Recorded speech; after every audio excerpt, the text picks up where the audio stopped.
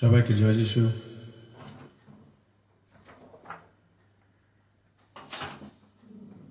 আজকে এই ঈশ্বরের দিনে রবিবার আমরা ঈশ্বরের চরণে তার আরাধনা করতে, তার বাক্য শুনতে আমরা একত্রিত হয়েছি। ঈশ্বরের মহান ধন্যবাদ করি যে তিনি এই সুযোগ আমাদের দেন যাতে এরকম অনলাইনে ঈশ্বর বাক্য প্রচার করা যায়। আজ এখনো পর্যন্ত সে স্বাধীনতা আছে, কিন্তু কতদিন এই স্বাধীনতা থাকবে আমার খুব বড় প্রশ্ন আছে। কেন পৃথিবী সেই ব্যক্তির জন্য নিজেকে সাজাচ্ছে, খ্রিস্ট বিরোধী সেই পশু, আসলে বিষ্ট। প্রকাশিত বাক্যে যার বিষয়ে লেখা আছে। তাই ঈশ্বর ধন্যবাদ করে এখন আমাদের এই স্বাধীনতা আছে যে আমরা ঈশ্বর আরাধনা করতে পারি একসাথে।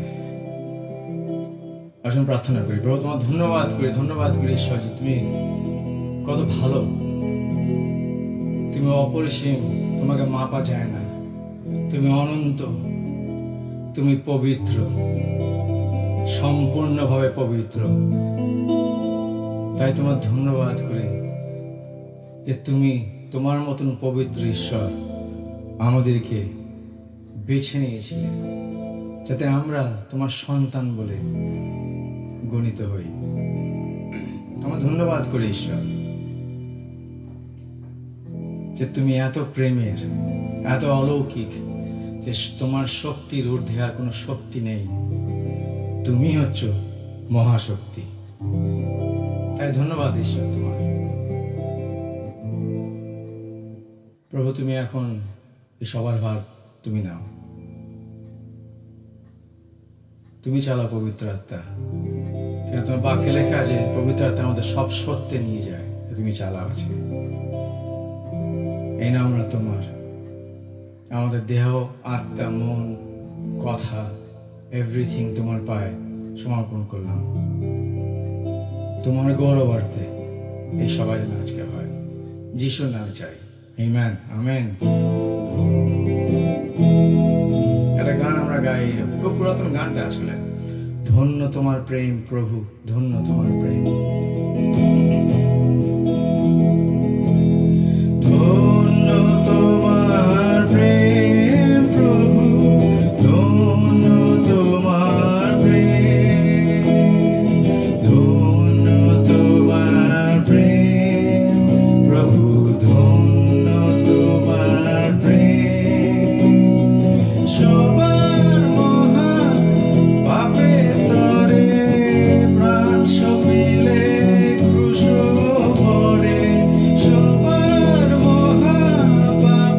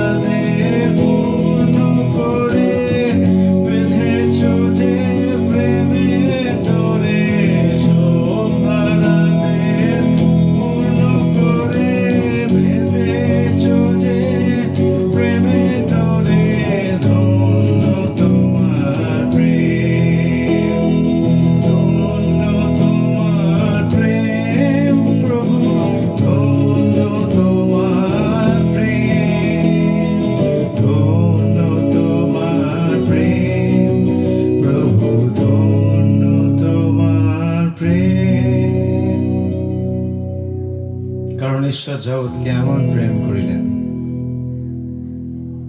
যে আপনার একজাত পুত্রকে তিনি দান করিলেন, যেন যে কেউ তাহাতে বিশ্বাস করে সে বিনষ্ট না হয়, কিন্তু অনন্ত জীবন পায়। তাই এই প্রেমে ঈশ্বর আমাদের ডেকেছেন তার মতন হওয়ার জন্য।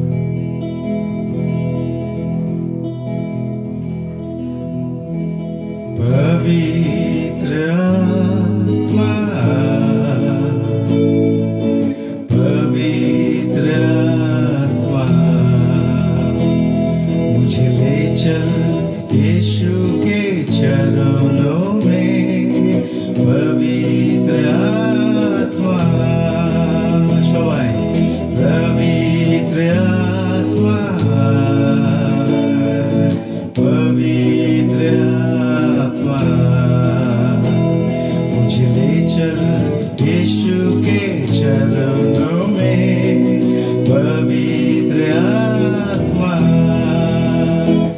सिर्फ तेरे लिए यीशु, तेरे लिए, सिर्फ तेरे लिए यीशु, तेरे लिए, सिर्फ तेरे लिए यीशु, तेरे लिए मैं हाथ उठाता हूँ। घुटने टिका कर, सर झुका कर, हाथ उठाता तेरे लिए। घुटने टिका कर, सर झुका कर, आमीन, हाथ उठाता तेरे लिए। सिर्फ तेरे लिए यीशु, तेरे लिए, सिर्फ तेरे लिए यीशु, तेरे लिए, सिर्फ तेरे लिए यीशु, तेरे लिए मैं हाथ उठाता हूँ। पवित्र आत्मा, हमेशा पवित्र आत्मा, पवित्र आत्मा, मुझे ले चल यीशु के चरणों में। पवित्र आत्मा, এখন নিয়ে চলো যিশুর চরণে। আর যিশুই বাক্য, তুমি অনন্ত বাক্য। আমাদের মন প্রস্তুত করো তোমার বাক্য শোনার জন্য। পবিত্র আত্মা, তুমি নিয়ে চলো সব সত্যে, আর সেখানে গিয়ে দাঁড় করাও যেটা যিশু, আর যিশুই হচ্ছে জীবন্ত বাক্য। আমাদের মন তুমি এখন খোলো, আমাদের শোনার মতন কান তুমি এখন যিশু নামের উপর দাও। Amen, amen. আসুন ঈশ্বরের বাক্য শুনি। আমি দু সপ্তাহ ধরে বিশ্বাসের উপর বলে চলেছি যে আমরা আমাদের বিশ্বাস, যদি বিশ্বাস করে ঈশ্বরের মহিমা দেখিতে পারে। এটা 2 সপ্তাহ পর শেষ সানডে, যেখানে আর কয়েকটা জায়গা আমাকে ছুঁতেই হবে যদি আমরা ঈশ্বরের উপর আস্থা এবং বিশ্বাস যাতে আমাদের আরো বৃদ্ধি পায়, বাড়তে পারে।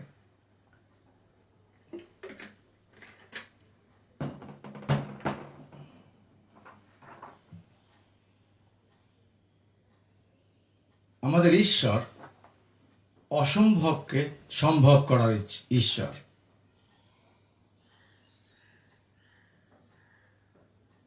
আপনি কি সেটা সত্যি করে বিশ্বাস করেন?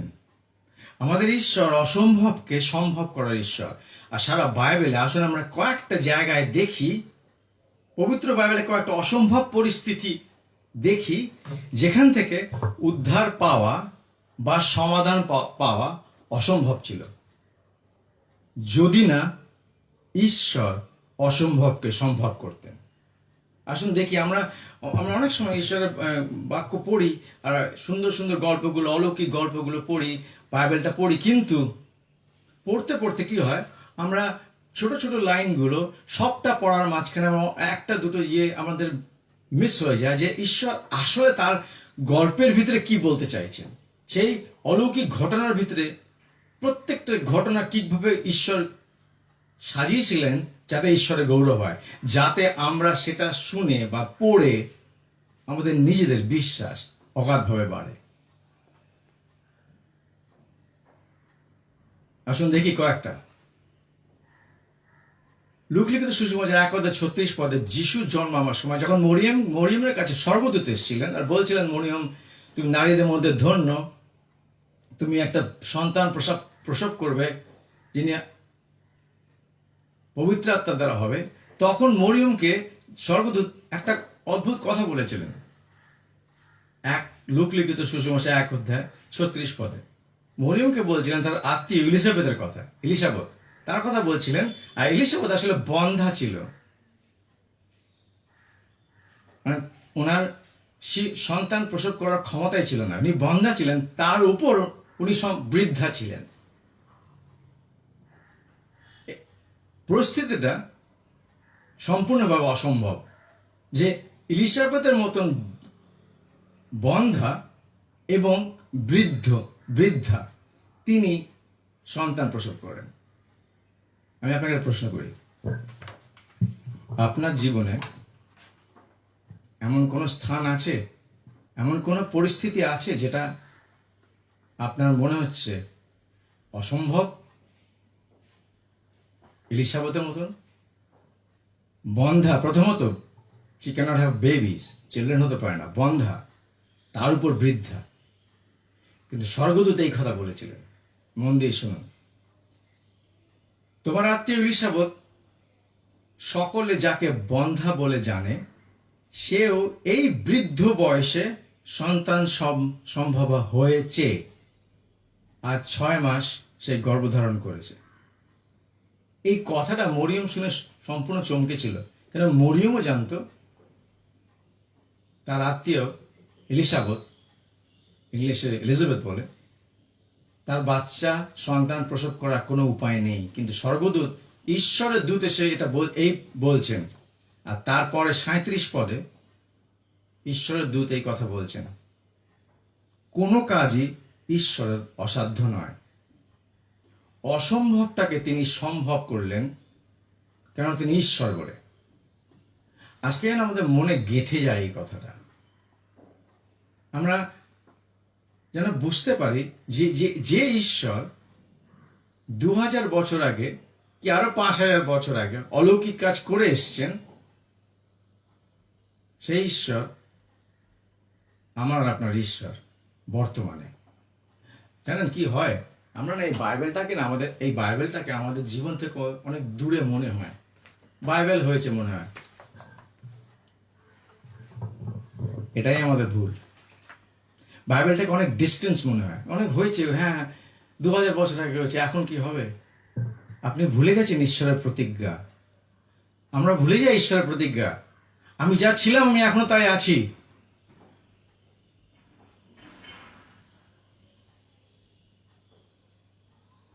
আমি যা ছিলাম, আছি এবং থাকব।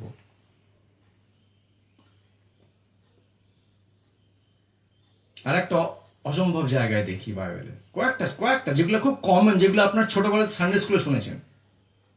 লাসারকে দেখি, পড়ি, হ্যাঁ, যোহন 11 কয়েকটা ওয়ার্ডস পড়বো, যেখানে যিশু লাসারকে মৃত্যু থেকে পুনরুত্থিত করেছিলেন। তিনি আবার তাকে প্রাণ দিয়েছিলেন, আপনারা সেটা জানেন। কিন্তু সেই পরিস্থিতি ঘিরে যেগুলো হচ্ছিল সেগুলো কি খেয়াল করেছিলেন? আসুন দেখি। বৈথনীয় এক ব্যক্তি পীড়িত ছিল, তার নাম লাসার। তিনি মরিয়ম ও তাহার ভগিনী মার্থার গ্রামের লোক। ইনি সেই মরিয়ম যিনি প্রভুকে সুগন্ধি তৈলি মাখাইয়া দিয়েছেন এবং আপন কেশ দিয়ে তার চরণ মুছাইয়া দিয়েছেন। থামে আপনাকে একটা কথা বলি, যিশু কোনোদিন অনুতাপ ভোলে না। জেনুইন অনুতাপী মানুষকে ঈশ্বর ভোলেন না, আর জেনুইন আরাধনাকারীকে ঈশ্বর ভোলেন না। এই মরিয়ম, মনে আছে, ফরিসির বাড়িতে পেছন থেকে এসে যিশুর পা ধরে কেঁদে কেঁদে চুল দিয়ে মুছিয়ে দিচ্ছে, আর সেই দামি সেন্ট অ্যালাবাস্টার বক্স, যেটাকে ইংলিশ লাগে, সেটা ভেঙে, তার অনেক দাম, তার পায়ে দিল, চুল দিয়ে মুছে, আর কাঁদছে। আর তার চরিত্র ঠিক ছিল না, বাইবেল পড়লে বুঝতে পারবেন। সেই মরিয়ম যিশু ভোলেননি। আমার আর আপনার অনুতাপের হৃদয় আর আমার আর আপনার আরাধনার হৃদয় স্বর্গের নজরে থাকে। Just remember that. ইনি সেই মরিয়ম যিনি প্রভুকে সুগন্ধি তৈলি মাখিয়ে দিয়েছিলেন, আর আপন কেশ দিয়ে তার চরণ মুছাইয়া দিয়েছিলেন। তার ভ্রাতা, তার ভাই লাসার পীড়িত। অতএব ভগিনীরা, সেই দুই বোন মার্থা এবং মরিয়ম, তাহাকে বলিয়া পাঠালেন, প্রভু দেখুন, আপনি যাহাকে ভালোবাসেন তার পীড়া হইয়াছে। যিশু শুনিয়া কহিলেন, এই পীড়া মৃত্যুর জন্য নয়, কিন্তু ঈশ্বরের গৌরবের নিমিত্তে। আমার আপনার জীবনে অনেক সময় ঈশ্বর অনেক কিছু আসতে দেন ঈশ্বরের গৌরবের নিমিত্তে। মনে রাখবেন, যিশু কোথাও প্রতিজ্ঞা করেনি আপনার লাইফে সমস্যা আসবে না, কিন্তু তার উল্টোটা বলা আছে, আসবে। তাহাকে যাতনা দিয়েছে, যিশু বলেছে তোমাদেরকেও দেবে। তাই অনেক সময় অনেক সমস্যা ঈশ্বর আসতে দেন তার গৌরবার্থে। আমাদের ভুল কোথায় হয় জানেন? যখন আমরা সমস্যায় পড়ি, তখন আমরা কাটা ছাগলের মতো ছটপট করতে থাকি, দৌড়াদৌড়ি করতে থাকি, কে সমস্যার সমাধান দেবে। বিশ্বাস টলে যায়, এর কাছে যায়, সের কাছে যায়। কোনো খ্রিস্টীয় মানুষরা সমস্যার সমাধান হচ্ছে না, যারা যিশুকে বলে চেনে, তারা গিয়ে কার কাছে কোনো তাবিজ নিয়ে চলে আসবে। আপনার জীবনে অনেক সমস্যা ঈশ্বর আসতে দেন এবং দেবেন, যেখানে ঈশ্বরের গৌরব হবে। আপনাকে শুধু ঈশ্বরের দিকে তাকিয়ে থাকতে হবে। ঠিক যেমন এই মার্থা মরিয়ম, ওদের ভাই অসুস্থ হয়ে মারা পর্যন্ত গেলেন, যিশু এলেন না। যিশু ইচ্ছা করে দেরি করলেন। গল্পটা আপনি নিজে পড়ে নেবেন। যিশু ইচ্ছা করে দেরি করলেন যাতে সে মারা যায়, যাতে ঈশ্বরের সম্পূর্ণ গৌরব হয়।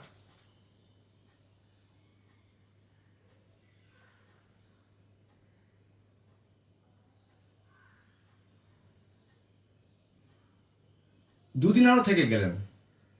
7 পদে 8 পদে পড়বেন, 11 পদে পড়ছে, তিনি এই কথা কইলেন, আর ইহার পরে তাহাদিকে বলেন, আমাদের বন্ধু লাসার নিদ্রা গিয়েছে। যিশু নিজে বললেন, যিশু ঈশ্বর, তিনি বুঝতে পারেন, কিন্তু আমি নিদ্রা হইতে তাহাকে জাগাইতে যাইতেছি। শিষ্যরা কিন্তু ওনার ওই কথাটা বুঝলো না। আপনার অনেক সমস্যা যেটা আপনার কাছে খুব বড়, ঈশ্বরের কাছে অত বড় না। আমি আবার বলি, আপনার সমস্যা, আপনি সমস্যার দিকে যত তাকিয়ে থাকবেন, সেই সমস্যা আস্তে আস্তে বড় হবে, আপনাকে গ্রাস করবে সেই সমস্যা। আপনার চিন্তাধারা শুধু সমস্যার উপর থাকবে। আপনার চিন্তাধারা ঈশ্বর থেকে সরে গিয়ে সমস্যার উপর যেই হবে, তখন আপনি আসলে সমস্যার আরাধনা করছেন।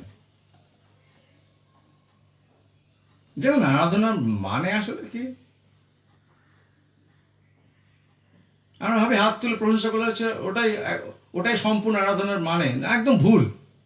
আরাধনার মানে হচ্ছে আপনার ধ্যান, জ্ঞান, চিন্তা যে জিনিস গ্রাস করছে তাকে আপনি আরাধনা করছেন। সেটা আপনার যে কোনো সম্পর্ক হতে পারে, যে কোনো সমস্যা হতে পারে, আপনার টাকা হতে পারে, আপনার জমি হতে পারে, আপনার জব হতে পারে। সামনের সপ্তাহ ঈশ্বর আমাকে একটা বাক্য দিচ্ছেন, পাপ এবং পবিত্রতা কি। শুনবেন, মিস করবেন না ওটা। হিব্রু ভাষায় পাপের বিশ্লেষণ 7 থেকে 12 রকম ওয়ার্ড ইউজ করা আছে, একটা না। সুতরাং আমরা যখন আপনি ভাবছেন যে আপনার সমস্যার দিকে এত সমস্যা, আমি অনেক মানুষের কথা শুনে বুঝতে পারি যে এরা এদের সমস্যাকে আরাধনা করছে। আমার এই সমস্যা, কত কষ্ট। আপনার ধ্যান, জ্ঞান, চিন্তা আপনার সমস্যা হয়ে গেছে, আপনি সেই সমস্যা আরাধনা করছেন। সেই সমস্যা কোনোদিন যাবে না। ওই জায়গায় দাঁড়িয়ে আপনার ধ্যান, জ্ঞান, চিন্তা যদি সমস্যা থেকে যদি যিশুর দিকে ঘোরাতে পারেন, তবে আপনার পরিত্রাণ বা আপনার উদ্ধার দাঁড়িয়ে আছে আপনার সামনে।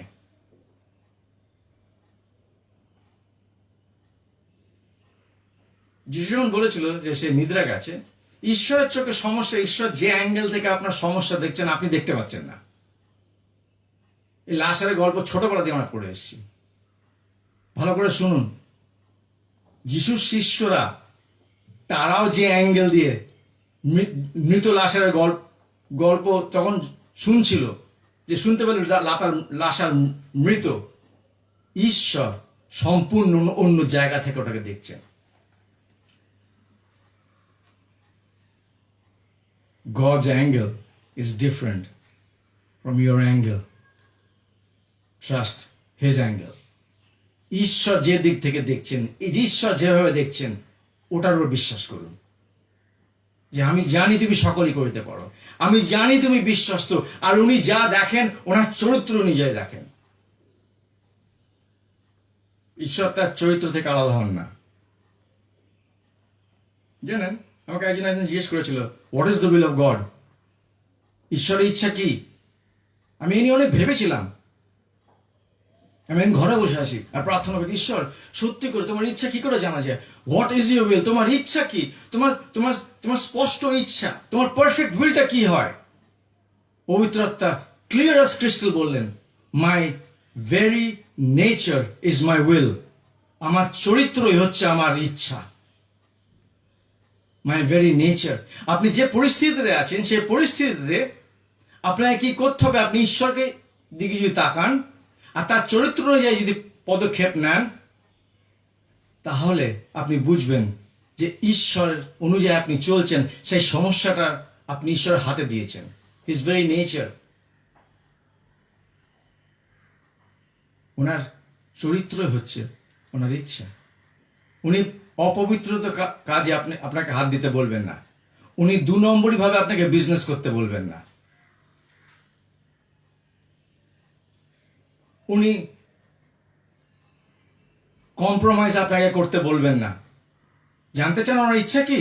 আগে জিজ্ঞেস করুন যে কাজটা করতে চলেছেন কিংবা যে সমস্যাটায় পড়েছেন ওটাকে সমাধান করতে আপনাকে কম্প্রোমাইজ করতে হবে কিনা। যদি করতে হবে, ঈশ্বর ইচ্ছা না। খুব সিম্পল, জানেন তো, কমপ্লেক্স না একদম।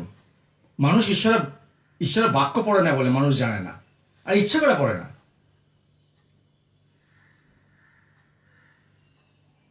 যিশু যখন বলল লাশার ঘুমিয়ে আছে, শিষ্যরা বুঝতে পারেনি।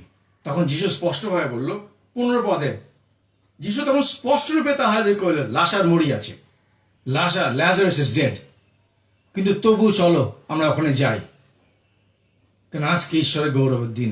আপনার সিচুয়েশন যদি ডেড হয়ে থাকে, আপনি হাল ছেড়ে দেবেন না। আপনার পরিস্থিতি যদি এমন হয় যে কোনো সুরাহা দেখতে পাচ্ছেন না, আপনি যেটা দেখতে পাচ্ছেন না, ঈশ্বর সেটা দেখতে পাচ্ছেন। জানেন, যিশু 4 দিন পর গেছিলেন ওখানে। লাশার 4 দিন কবরে ছিল।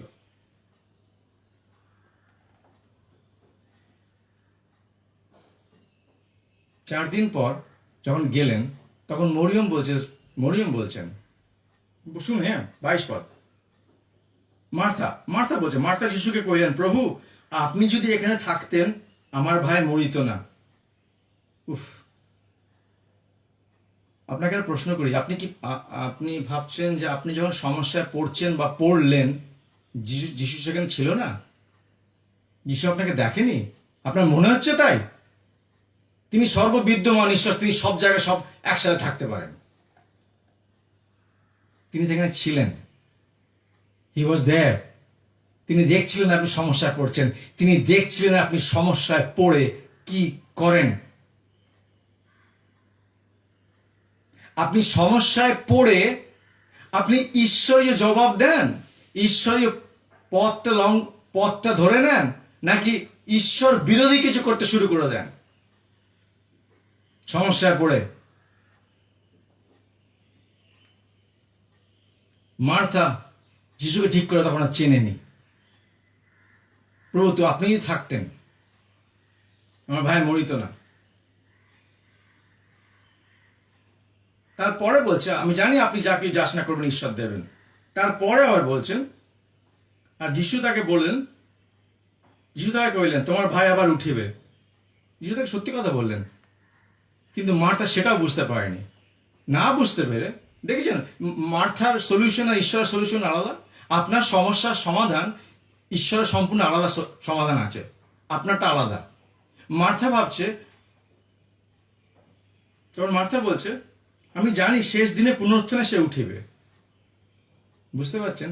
আমি আর আপনি একই করে অনেক সময় আমরা ঈশ্বরকে জ্ঞান দিই, ঈশ্বর এমনি করে করো, আমার প্রবলেমটাকে এরকম তুমি এমনি করে সলভ করো, আমি আমি চাইছি তো আমার সমস্যাটা এমনি করে।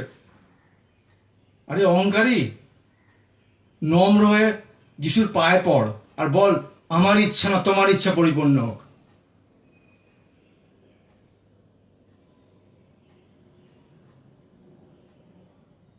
তার বোন মরিয়ম একই কথা যিশুকে বলল। শুনুন 32 পদে, যিশু সেখানে ছিলেন, মরিয়ম তখন সেখানে আসলেন, তখন তাহাকে দেখিয়া তার চরণে পড়িয়া গেলেন। সত্যি করে চরণে পড়ে গেলেন, বলিলেন, প্রভু আপনি যদি এখানে থাকিতেন আমার ভাই মরিত না। দুই বোন একই কথা বললো। একজন মাটিতে পড়ে প্রণিপাত করলো, প্রণিপাত করার পর বলল। আপনি বুঝতে পারছেন না, আমরা মাঝে মাঝে ভণ্ডের কাজ করি। Do you understand? প্রণিপাত করে পড়লাম। আমরা না পাস্টাররা না মরিয়মের কথা করে প্রচার করে না মাঝে মাঝে, যে ওই যে এই অ্যাক্টটা, এই অ্যাকশনটা ও প্রণিপাত করলো, প্রণিপাত করে সঙ্গে সঙ্গে অবিশ্বাসের কথা বলল। খুব সাবধান, হ্যাঁ?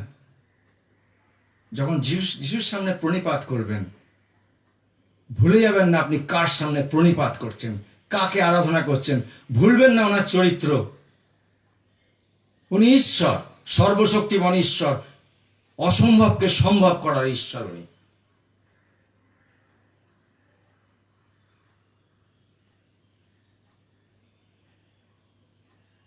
বাকি গল্পটা আপনারা জানেন।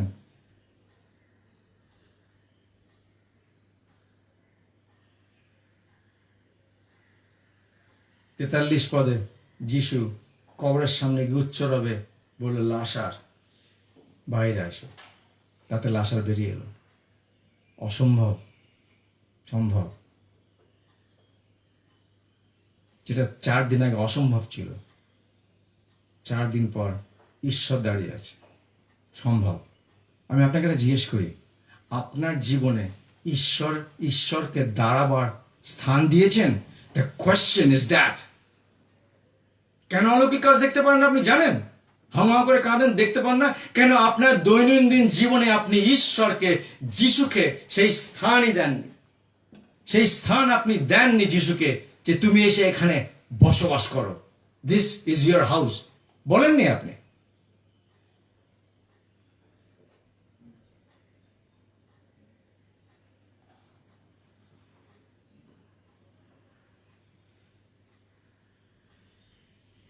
আজকে যিশুকে প্রণিপাত করে এই কথা বলুন, তুমি এসে আমার জীবনে তোমার যথাযোগ্য স্থানটা নাও, আমি স্বেচ্ছায় সেটাকে দিলাম। এভরিডে, একদিনের জন্য না। অলৌকিক কাজ দেখতে চান? যিশুকে স্থান দিন। এরা যিশুকে ডেকে পাঠিয়েছিল।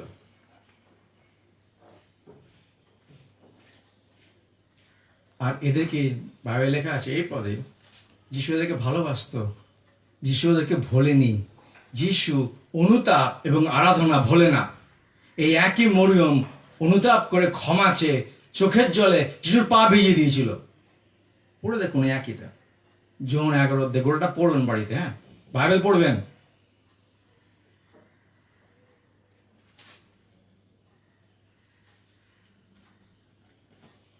আসুন পুরাতন নিয়মে দেখি।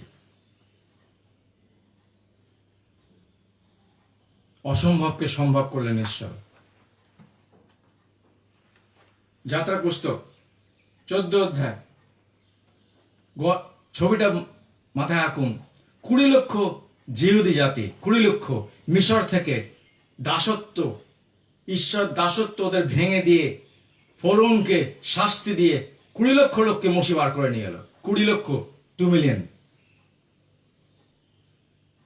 এসে এসে ওরা সুপ সাগরের তীরে এসে তাঁবু খাটালো। এদিকে সম্পূর্ণভাবে মরুভূমি। আর ঈশ্বর, ভালো করে পড়ি, হ্যাঁ? আর ফরৌনের আর সদাপ্রভু মোশেকে বললেন যে তুমি এখানে এই সমুদ্রে, তোমার সম্মুখে সমুদ্রের নিকটে শিবির স্থাপন করো। ঈশ্বর অলৌকিক কাজ সেট আপ করছে। আপনারা অনেক সময় দেখেন না, মানুষকে বিপদে ফেলার জন্য সেট আপ করে। ওকে একজন মানুষ যারা দুষ্ট হয় তারা অন্য একজনকে বিপদে ফেলার জন্য সেট আপ করে, ঘুটি ঠিক জায়গায় বসে যাতে ওই লোকটা গিয়ে ওই ফাঁদে পড়ে। ঈশ্বর তার গৌরবের জন্য অলৌকিক কাজ করার জন্য তিনিও সেট আপ করে না। আপনি ঈশ্বরকে দেবেন আপনার জীবন সেট আপ করতে, না আপনি নিজে সেট আপ করবেন? সারা জীবন নিজের জীবন ঠিক জায়গায় রেখেছেন, নাকি ঈশ্বরকে দিয়েছেন? না নিজের জ্ঞানে চলছেন, না ঈশ্বরের জ্ঞানে চলছেন? ঈশ্বর বললেন এই সমুদ্র তীরে গিয়ে তোমরা, সুপসাগর রেড সি গিয়ে তোমরা 20 লক্ষ লোক তাঁবু খাটা। আর আমি, ঈশ্বর বললেন, আর আমি ফরৌনের হৃদয় কঠিন করিব। হ্যাঁ, তুমি আমাদের এখানে তাঁবু খাটাতে বলছো, আর ফরৌনকে তুমি ওর হৃদয় কঠিন করবে? ওয়াই? সিম্পলি ঈশ্বর তার গৌরব নেবেন সম্পূর্ণভাবে নেবেন। তাই বারবার আপনাকে আমি বলি, আপনার জীবনের অনেক সমস্যা ঈশ্বর আসতে দেবেন তার গৌরবের জন্য। ডিপেন্ড করছে আপনি সেই সমস্যার সময় কি করলেন। ঈশ্বরের রবে কান দিলেন, না শয়তানের রবে কান দিয়ে সব ভুল করতে থাকলেন? সেই সমস্যার পরিণতি আপনার আসলে হাতের মধ্যে আছে। যদি মার্থা আর মরিয়ম যে লাশার মারা গেল, তারা যদি বলতে যিশু তোমাকে আসতে হবে না, দরকার নেই, তুমি এসো না, দরকার নেই, ওকে কবর দিয়ে দিয়েছে, আসতে হবে না, তুমি এসোই না আমাদের বাড়িতে। যিশুকে যদি সম্পূর্ণ বন্ধ করে দিত আশাটা, বলতো না তুমি এসো না আমার বাড়িতে, লাশার কি বাঁচতো? না, বাঁচতো না। আর আমি, ঈশ্বর বলছেন, তোমরা তাঁবু খাটাও সমুদ্রে, আর আমি ফরৌনের হৃদয় কঠিন করিব, আর তোমাদের পশ্চাৎ ধাবমান হইবে। মানে ফরৌনের হৃদয় মিশরের রাজার এমন কঠিন করবে, সে ওদেরকে আবার ধরতে আসবে। ওরা ওদের দাসত্ব থেকে মুক্তি পেয়েছিল, ওদেরকে আবার ধরে নিয়ে যাবে 20 লক্ষ লোক। এবং আমি ফরৌন ও তার সমস্ত সৈন্যের দ্বারা গৌরবান্বিত হইব। দেখছেন ঈশ্বরের পরিকল্পনা? ঈশ্বর এগুলো সব করছেন যাতে তিনি গৌরব পান।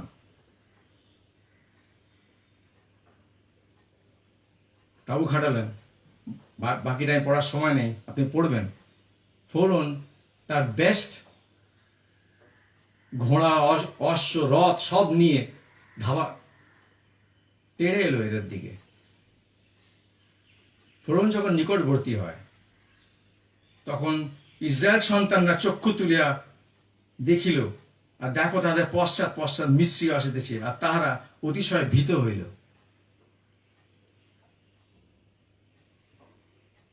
ভীত হয়ে মসিকে বলতে লাগলো, আমরা ওখানে ভালো ছিলাম, ওখানেই মারা যেতাম, ওখানে পড়ে দেখুন পুরোটাকে, তুমি আমাদের সাথে কেন এমনি ব্যবহার করলে? মসিকে বলছে, ঈশ্বরের দাসকে বলছে, কেন আমাদেরকে মিশর হইতে বাহির করলেন? জানেন, এই যে গজর করতে শুরু করে দিল, এদেরকে ঈশ্বর মনোনীত দেশে নিয়ে যাওয়ার কথা, কিন্তু এই প্রজন্মের একজনও বাঁচিয়ে ঈশ্বর ওদেরকে মেরে দিয়েছিলেন।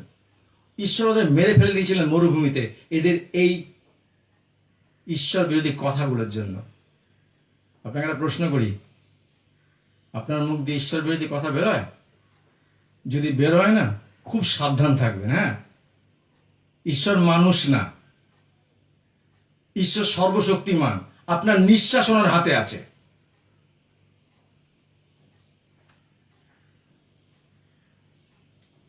তখন মসি লোকদেরকে বলে, ভয় করিও না, সকলে স্থির হয়ে দাঁড়াও, সদাপ্রভু আজ তোমাদের যে নিস্তার করেন তা দেখো।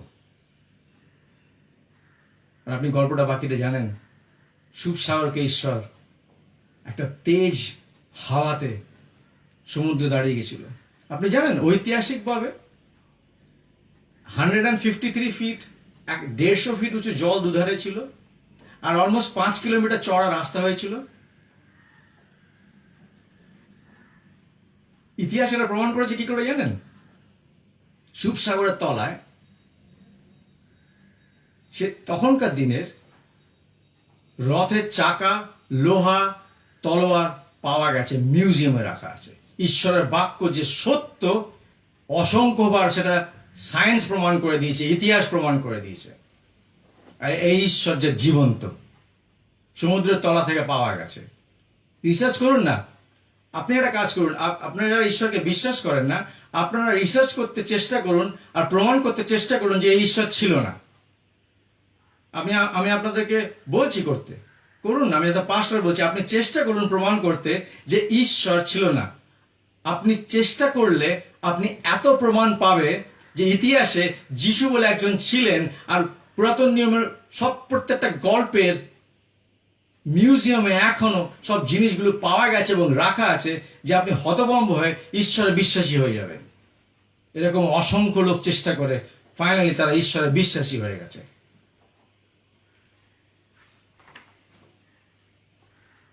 ঈশ্বর অসম্ভবকে সম্ভব করার ঈশ্বর।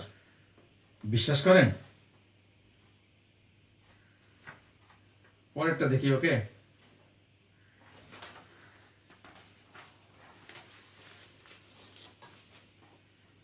ঈশ্বর যেখানে নাই সেখানে আছেন বলেন। বিশ্বাস করেন? কেননা যিশু 5টা রুটি আর 2টো মাছ ভাজা দিয়ে 5,000 লোক খাইয়েছিলেন। নারীদের আর বাচ্চাদের গোনাই হয়নি। বাইবেলের হিস্টোরিয়ানসরা বলে ওখানে 10 থেকে 12,000 লোক ছিল। 5টা রুটি 2টো মাছ ভাজা। বিশ্বাস করেন? যিশু কিন্তু একটা প্রশ্ন করেছিল শিষ্যদেরকে, তোমাদের কাছে কি আছে? একজনের কাছে 5টা রুটি 2টো মাছ ভাজা করেন। সেই প্রশ্ন কিন্তু আজকেও অতটাই জীবন্ত। ঈশ্বর আপনাকে করছেন, তোমাদের কাছে কি আছে? What do you have? আপনার কাছে কি আছে যেটা আপনি যিশুকে দিতে পারেন, যাতে তিনি অলৌকিক কাজ করতে পারেন? হাতের মুঠো খুলুন। সময়, হাতের মুঠোর মধ্যে শুধু টাকা থাকে না, আপনার সময়। ঈশ্বরকে সময় দিতে শিখুন। ঈশ্বরকে সময় দিতে গেলে অন্য জিনিস থেকে সময় নিতে হবে। আমার কাছে এখানে সেলফোন নেই বলে বলতাম, ওই যে সেলফোন ঘাঁটছেন ওটা আপনার শত্রু।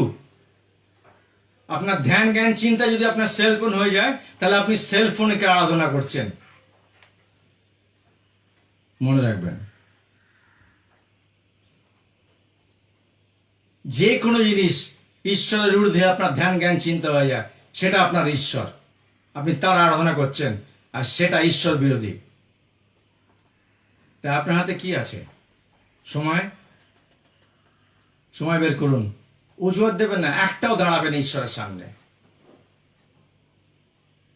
সেই মানুষটা যার কাছে 2টো রুটি আর 5টা রুটি আর 2টো মাছ ভাজা ছিল, সে যিশুর পেছন পেছন প্রচার শুনতে এসেছিল। তার মা কিংবা তার বাবা কিংবা কেউ তাকে বেঁধে দিয়েছিল খাবারটা, কেন সারাদিন তারা যিশুর প্রচার শুনতো, খিদে পাবে, নিজের জন্য দিয়েছিল, নিজের জন্য। যিশু চেয়েছেন গোড়াটা দিয়ে দেবেন। আপনাকে একটা প্রশ্ন করি, আপনার জীবনের কতটা সময় আপনি যিশুর জন্য দেন? কতটা সময় বাইবেল পড়তে বসেন? কতটা সময় প্রার্থনা করতে বসেন? কতটা সময় সহভাগিতা করেন? কতটা সময় আপনি আপনার মণ্ডলীতে যান? কতটা সময় যিশুর পায়ে বসেন একলা? এই প্রশ্নের উত্তর আপনার কাছে আছে, আর আপনার লাইফের রেকর্ড ঈশ্বরের কাছে আছে। মনে রাখবেন, আপনার প্রত্যেকটা কথা, প্রত্যেকটা ইঙ্গিত, প্রত্যেকটা কর্ম ঈশ্বর স্বয়ং দাঁড়িয়ে দেখেন। এখন আপনাকে দেখছেন, এখন আমাকেও দেখছেন। God is right here right now. তিনি সর্ব জায়গায় একসাথে বিদ্যমান ঈশ্বর। আপনার ঘরে আছে ঈশ্বর, যেখানে আপনি শুনছেন এটা।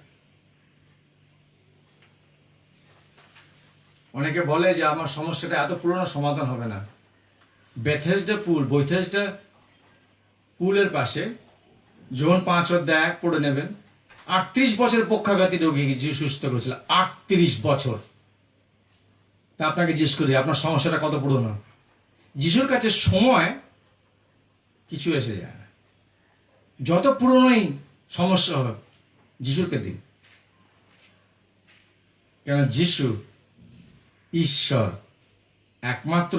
আপনি এই যিশুকে নিয়ে অন্য সব ঈশ্বরের সাথে সেলফে রেখে দেবেন, আপনার যিশু আমার যিশু এক না তাহলে।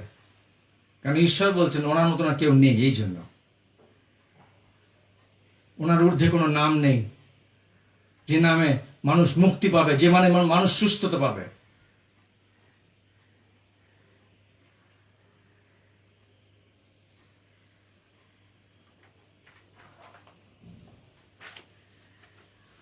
নৌকায় শিষ্যরা ঝড়ে মরে যাচ্ছিল, মনে আছে? ভয়।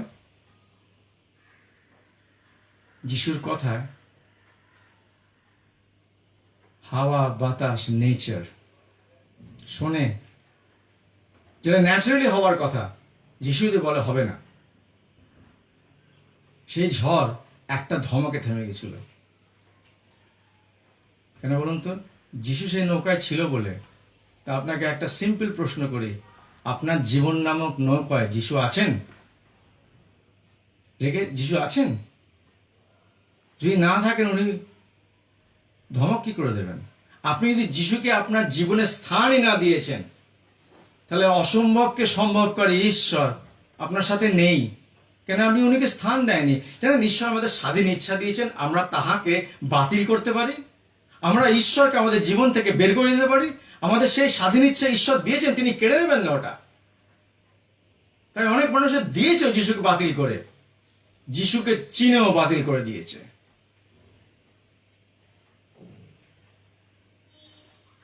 নিজের সুখের জন্য,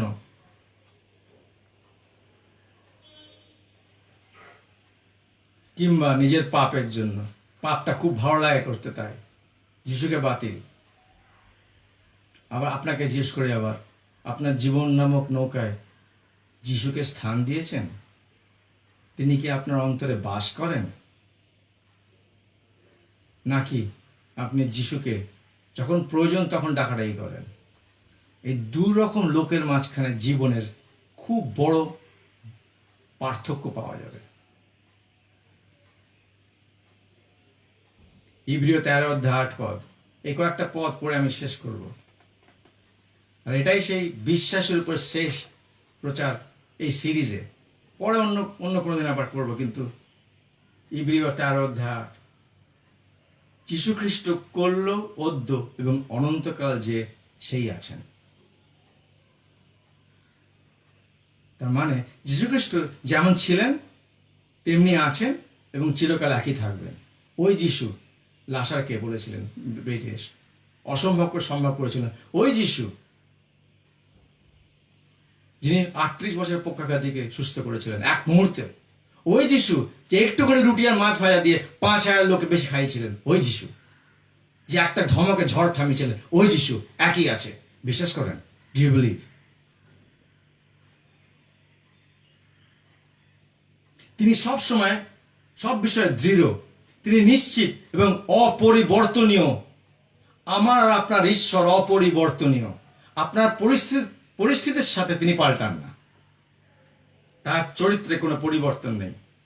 মালাকি 3:6 ঈশ্বর বলেন, কারণ আমি সদাপ্রভু, আমার মধ্যে পরিবর্তন নেই। তিনি বলেছেন আমি সদাপ্রভু, আমার মধ্যে পরিবর্তন নেই। আমাদের পরিস্থিতি যাই হোক না কেন, ঈশ্বর সর্বদা ঈশ্বর থাকেন। ওনার ঈশ্বরত্ব এক বিন্দু কমে না। তিনি অপরিবর্তনীয়। শক্তিতে, মন দিয়ে শুনুন, শক্তিতে, পরিমাণে, পরিমাপে তিনি অবিচলিত, তিনি অবিরত, বিশ্বস্ত, তিনি দৃঢ়, নড়েন না। তিনি এই ঈশ্বর, আপনার ঈশ্বর, এই ঈশ্বর। তিনি সম্পূর্ণভাবে সব সময় বিশ্বস্ত। তিনি পরিস্থিতি যাই না হোক না কেন, আবার পড়ি,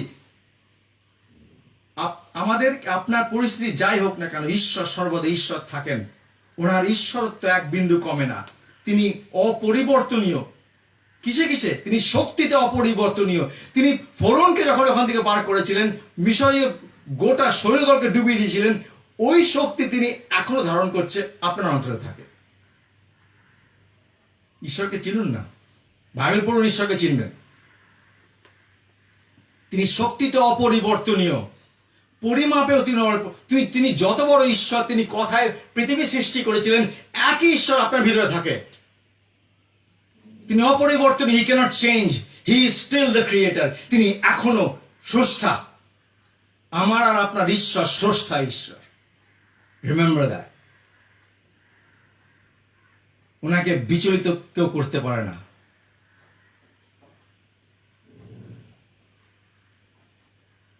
এই আপনার ঈশ্বর। বিশ্বাস করেন? Do you believe? জানেন, দুটো অন্ধ যিশুর পেছন পেছন চেঁচিয়ে এসে বলেছিল, হে দাউদ সন্তান, আমাদের প্রতি দয়া করো। অন্ধ দুঃখানা।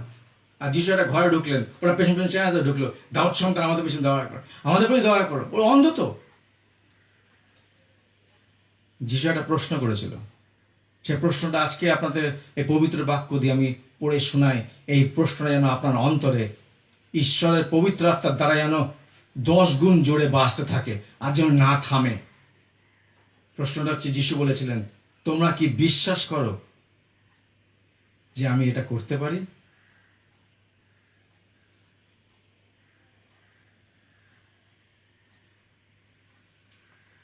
আপনি কি বিশ্বাস করেন যে আপনার ঈশ্বর আপনার পরিস্থিতির, আপনার সমস্যার সমাধান তিনি করতে পারেন?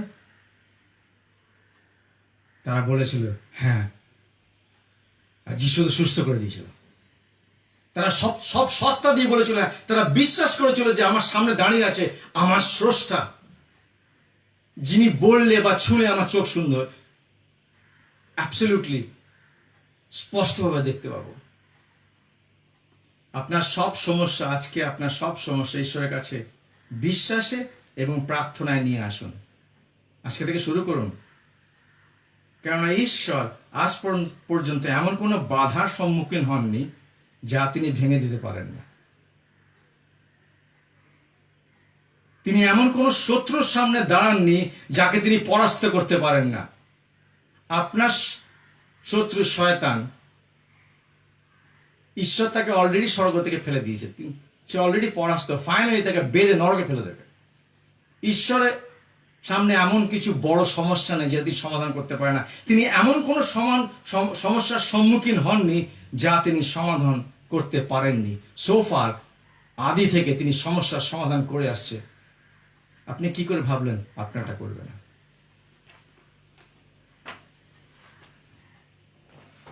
আমি একই পদ জন থেকে বলে ঈশ্বরের সেই প্রশ্নটা মরিয়মকে করেছিল, আমি কি তোমাকে বলি নাই, যদি বিশ্বাস করো ঈশ্বরের মহিমা দেখিতে পাইবে। আসুন প্রার্থনা করি। প্রভু, তোমার ধন্যবাদ করি, আজকে আবার তুমি মনে করে দিলে তুমি অসম্ভবকে সম্ভব করে ঈশ্বর। আজকে আবার আমাদের বিশ্বাস আর এক ধাপ লাফালো।